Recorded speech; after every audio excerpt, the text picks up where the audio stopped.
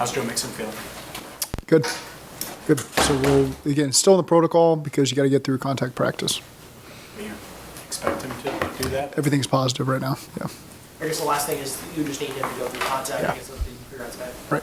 When you look at these matchups against Cleveland, I mean, how frustrating has it been that it seems like they've been anomalies, even going back to last year, the way that you guys play other teams and the way that these two games have gone with your starters. I mean, how frustrating has it been that they just kind of went that way? Turnovers have hurt us. I think it's as simple as that. If you really look at the last, maybe not looking at the Week 18 game last year, but the other ones, turnovers have gotten us. So what's going to be, is that going to basically be the thing you're driving home throughout the Yeah. week? Like, we just got to take care of it. Right. They're talented. They got a really good team. We got a lot of respect for them. They're on a 2-game winning streak right now. They've played really good football. They're not fully healthy, but on defense, they're about as healthy as they've been all year. And again, they're a really talented group that's played really well as of recent, especially. Zac, I know you've talked about favorite throws of yours of Joe Burrow, and one was the Tyler Boyd one his first year, I think you mentioned. 3rd and 11 on Sunday. Is that up? It looks incredibly difficult, obviously, from a guy that's not a football coach or a player, but is that up there for you? Yeah, it's certainly in the moment. The moment justifies it being one of the best throws. It's a really tight window. It was good coverage, and it was a big moment, with the guy bearing down on him. And so just to have that fearlessness to pull the trigger and let T go get it, I thought it was what we needed in that moment, and of course he stepped up and delivered. A guy with the athletic skill set that Watson has, 700 days, he's played one football game. How quickly do you think it'll take him to knock the rust and dust off? Do you expect him to be performing at a much higher level in this game than he did in the first one? We expect him to. He's a great player. We saw him week 16 2 years ago. Up close and in person, how difficult he was. So we know when he's at his best what he looks like. We always assume that we're going to get people at their best. That's what we plan for and prepare for, and that's what we assume we'll get on Sunday. So again, we got to work cut out for us because he's a really talented player. Is the offense different, Zac, from Houston to Cleveland? I mean, what has Kevin and company kind of implemented a different defense or offense, or have they kind of used his skill set? It's only been one game, to be honest with you. And so I can't speak for what their intentions are with that. There's certainly, he's had a lot of success doing certain things. You see a little bit of elements of that. But again, it's only been one game. And so it's hard to speak on exactly what they're going to look like each and every week. I'm sure it'll continue to evolve as it goes. How do you account for that when a player, you expect him to shake off that rust because, of his past, but also you don't really know what they're going to add as the offense goes along? Say that one more time. I mean, in terms of... Someone started playing a piano or something in the middle of it. How do you account for a player like Deshaun shaking off the rust and, account for something that you haven't seen on film in terms of them adding formations and adding sets and things like that? It's hard to predict. You can't. We don't know what they're practicing. So again, they've established themselves as a really good offense in this league for a long time. And so there's staples that they've got that they lean on. They still have a great offensive line, great back, really talented receivers.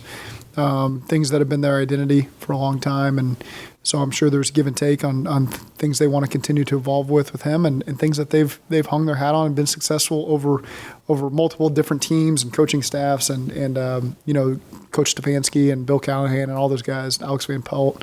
They've been successful doing this stuff for a long time, and I'm sure that's still a big part of what they want to do.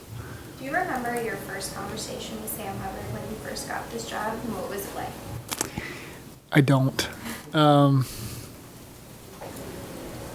I remember when he got drafted by the Bengals, and I was at the Rams, because I remember he was on our list there. I think they liked him a lot. Our defensive coaches did. And so I remember when he got drafted here, that coming up in conversation that was a guy that they liked.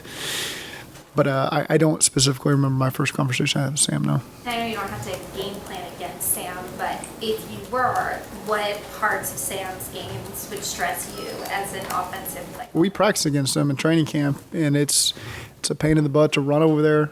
He's relentless as a pass rusher, but he does a great job. I mean, I was going to say point of attack in the run game, but really pursuing on the backside as well. He made a great play against Kansas City that I just showed the team, running the back down on a tight zone from the backside. And so, again, he's just you're going to get everything you can possibly get out of Sam on every single play. Whether he's nicked up, whether he's fully healthy, he's going to be the same guy every time he rolls out there. And so that consistency is what lends him to being a captain and being a leader of this team, because he's just so consistent day in and day out with everything you're going to get from him. What has Samaje meant to you and the team? Samaje's, again, you talk about consistency. So it's so critical to have guys like that on the team, that whatever you ask them to do, you know that they're going to understand what you're asking, and they're going to do it to their fullest potential. So whether it's been special teams, whether it's been protection, whether it's been catching the football in the backfield, whether it's been getting first, second down carries by Samaje, you're always getting his best in that consistency, and that's what we appreciate. What's he like away from the field, like in the film room or talking to him in the locker room? I mean, is there a part of him also that is like a quiet leader, if you will? Sure. Leads by example. He's got the respect of everybody here because of how he handles his business. Again, you know what you're getting every single day you get him. Great family man, wife, kids. They live outside of Norman, so we have similar acquaintances that we've come across over years, and just have a lot of respect for how he conducts his business. I think all the other players do too. Not everyone has to be that vocal, rah, loud, when they're in the room type of guy. He's got that quiet leadership to him that we all appreciate. We lost Hayden Hurst during that Chiefs football game. We're not going to have him this week, but Mitchell Wilcox. I never said that. Mitchell Wilcox stepped up, big catch on the first drive. He got you in the red zone on the first touchdown. And Yeah. looked like he blocked pretty well. He did. And you got a couple of tight ends in the practice squad. I mean, is there a lot of thought going on as to how you're going to handle that position? I think that Mitch has gotten better with every single game he's played here. I think he's really locked in and has a great understanding of how to continue to improve as a tight end. That's been awesome to see. I think Devin Asiasi has really come along as well these last couple of weeks. He's getting more of a role, more opportunity, and he's doing everything he can to make the most of it. And then like you mentioned, we got two guys in the practice squad too. So it's a good group that I really see continued development from. Every opportunity James gets to coach those guys, they continue to get better. Since you referenced it, any update on Hayden? Is it the same prognosis? Yeah, I'd still say doubtful for this week. We'll just take it day to day. Would going into Cleveland's game with 2 tight ends be out of the question? Would you want to have 3 on the active roster for Sunday? Those are decisions we'll continue to make over the course of the week. One thing Joe Burrow said earlier is, one thing that separates the Browns from everyone else is they have Myles Garrett, other teams don't. What is it about him that's been such a challenge, and how does that change Sunday with just the way it's been against him lately? He's an elite pass rusher. He can move around. He's now he's played on the left, the right. They'll put him over the guards inside. He's a tremendous player. He's had a ton of production in this league. He's always been a problem. And so again, to have him and Clowney on the other side, and they got young guys that coming along too, like Alex Wright, and so. They've got a really good front that gives you a lot of problems, and you got to be up for the fight. Why was it a priority to keep a guy like Kevin Huber in this building? Well, there's a lot of value for Kevin. He's got so much experience in this league, and he's got such great character, first of all, to be willing to help the guy that's taken over for him with Drew. And he's been there since they've been competing. He's been there for him when Kevin had the job, and now that Drew's taken over, Kevin's still been right there by his side to give him any feedback, any advice. And Darren obviously is arguably the best special teams coordinator in the NFL. We think he is. And so there's so much knowledge that he can give to Drew, but nothing replaces actually doing it for the 14 years or whatever it was that Kevin did it. And so just to have that in our building as well, we thought was critical and valuable to have on our practice squad, and Kevin is willing to do that. And so we're thankful that he accepted that opportunity, and we'll continue to punt and practice and continue to help Drew and all those young guys we got in that room with Cal and Evan. His experience is valuable to all those guys. You've always been mindful of keeping guys fresh mentally and physically. Say that one. You've always been really mindful of keeping the guys fresh. Having 2 backs to share the load, to share the wear and tear, can that have real value as you get into week 17, week 18, the playoffs? Or is that a little overrated? No, I think it's good to have guys in that room that can all carry the load. And again, Joe Mixon's our starting running back, and he's done a great. His last game he played, he had 5 touchdowns, tremendous effort. And Samaje's done a really good job filling in. And so to have those 2 guys that you've got a lot of confidence in, whatever the moment calls for, we think that's very valuable to have, especially going into this late season stretch and hopefully beyond that. Your former head coach and Brian's dad, Bill Callahan, is a heck of an offensive line coach. He's got a good group. You didn't have DJ or Josh in the interior in that first matchup. They didn't have Taylor. So you got three, different players that are going to be a factor in the football game. Do you feel good about that matchup inside? I thought our guys performed well. We just didn't give them enough help in the first half of the last game that we played against them. And so we certainly had the opportunities. They took them away from us because they made the plays that we didn't. And so, again, we're counting on a great effort from our defense and our offense to supplement that by scoring points and putting them in a better position than we did the last time we played. You use the word fight to, for these games against Cleveland, and is that verbiage just specific for maybe this opponent or divisional games, or does that go for just any game? Does it feel more like a That's fight? where we're at. December football it's a grind, and you just got to find any way to win, whether it's a shootout, whether it's low scoring, defensive battle, field position, but it doesn't matter to us. We're going to explore every avenue to make sure we put our guys in advantage to get that edge to walk off the field at least 1 point better than the other team. Zach, who would you have ghost Watson in practice, and if you did, what kind of things would you have him do to get ready for what he can do? We've played a lot of talented quarterbacks that can move around, and so, again, Lou and those guys always do a good job of carting up some good looks and making sure our guys follow through with them, whether it's one of our quarterbacks that's on the practice squad, Jake or Brandon, as the backup or somebody else to supplement it.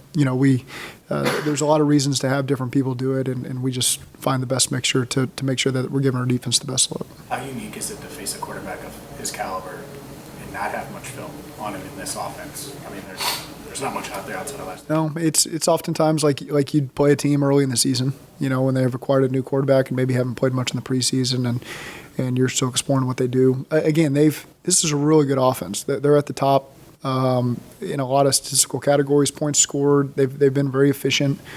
I don't know that they're making wholesale changes when they've been successful for a long time doing it. And so, again, there's obviously things that play to each quarterback's strengths that I'm sure they'll explore.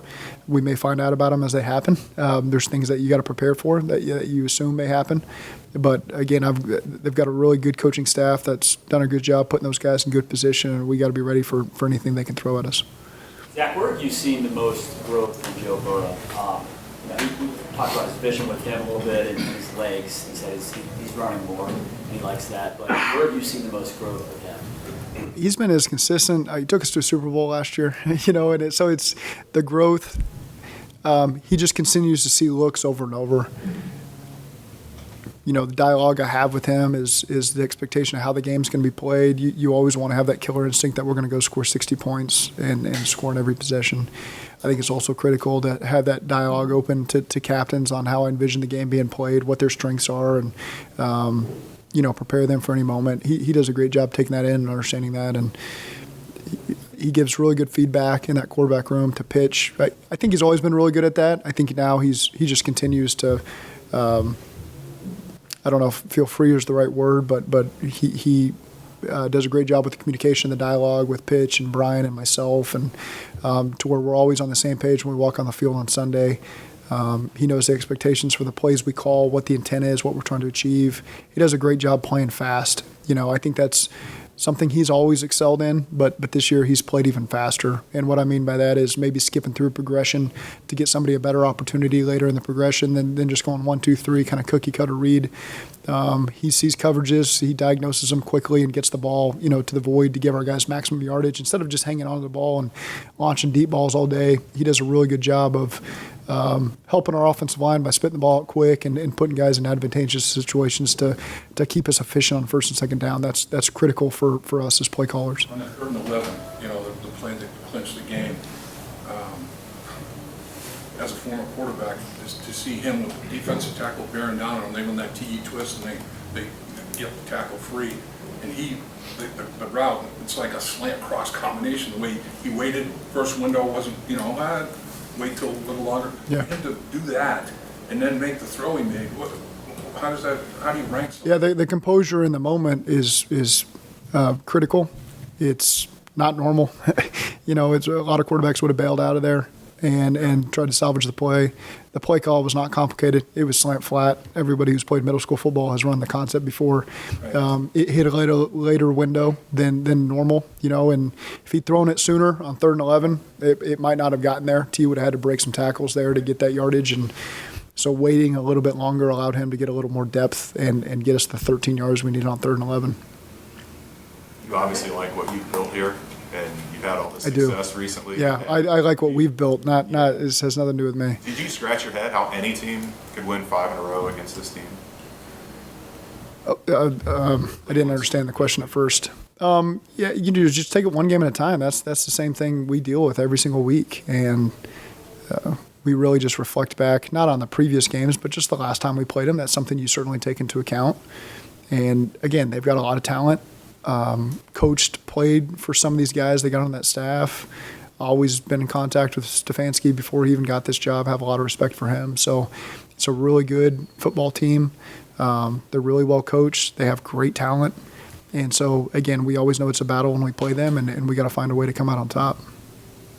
Do you find that you have much more to your disposal on your offensive play sheet now, and you're more confident, regardless of the opponent, but do you feel like you have developed that play sheet now that you can go to just about anything? Yeah.